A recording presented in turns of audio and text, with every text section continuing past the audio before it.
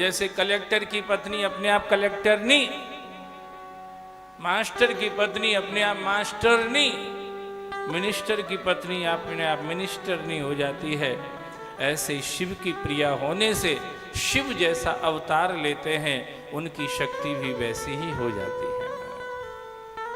वैसे बगला शब्द नहीं है, संस्कृत में इसका जब अन्वेषण किया विद्वानों ने तो इसको बलगा शब्द कहा है। बलगा शब्द है।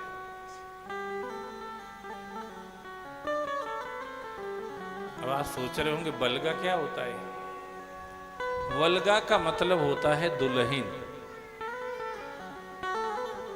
बहुत सजी धजी कोई स्त्री दुल्हन होती है, किसी की प्रिया दुल्हन सजी धजी, षोडश श्रृंगार किया हुआ रहता है, सजी धजी दिखती, सुंदर सी दिखती है वो दुल्हन।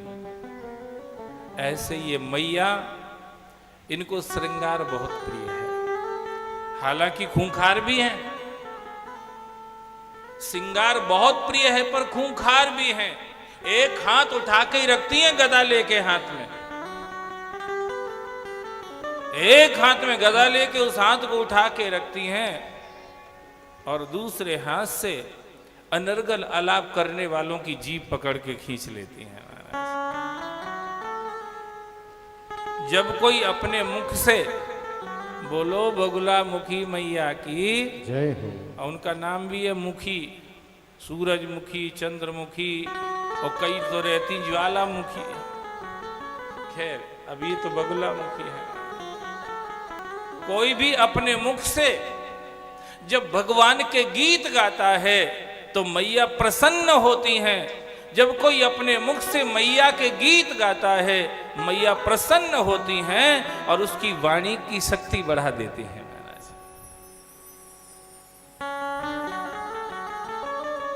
उसकी वाणी की ताकत बढ़ा देती हैं, उसको वाक सिद्धि देती हैं,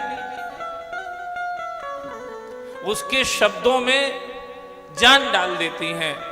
जब कोई भगवान के गीत गाता है, ध्यान से सुनिए, और जब कोई इधर उधर की बातें करता है, जैसे किसी की चुगली कर रहे हैं बैठे, किसी की निंदा कर रहे हैं, किसी नलखेड़ा में तो शायद नहीं होता होगा पर बाकी जगह तो होता है, किसी की निंदा कर रहे, किसी की चुगली कर रहे, किसी की बुराई कर रहे, कोई अनर्गल आलाप करता है जिससे किसी का हित ही नहीं होने वाला है, अपना भी मन बिगड़ता है, दूसरों का मन भी दुखता है।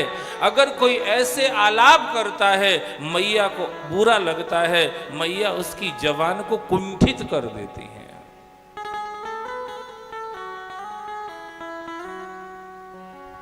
वो बगला मुखी है, मुख पे तत्काल एक्शन लेती हैं, आंखों पे, कानों पे, नाक पे, हाथ पांव पे बाद में एक्शन लेती, मुंह पे पहले ही लेती। इसलिए मुंह से कभी गलत बोलना भी नहीं है और मुंह से कोई गलत आइटम खाना भी। सब सोच रहे होंगे हम तो गुटखा खाते हैं, और बगुला मुखी के शहर में रह के भी अगर गुटखा मुख में खाओगे तो मैया को अच्छा नहीं लगेगा। बगुला मुखी के शहर नलखेड़ा में तो गुटखा की दुकान, गुटखा का पाउच होना ही नहीं चाहिए।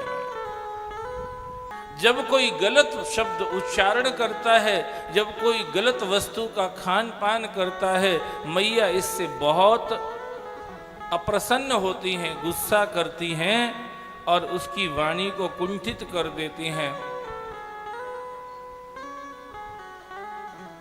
उसकी जिह्वा को रसहीन कर देती हैं। तो हम आप इन जगहों पर अगर रह रहे हैं तो ये इनकी कृपा से ही संभव होता है, ऐसे नहीं होता। जो शिव शिव शिव शिव कहते हैं, शंकर की शरण में रहते हैं।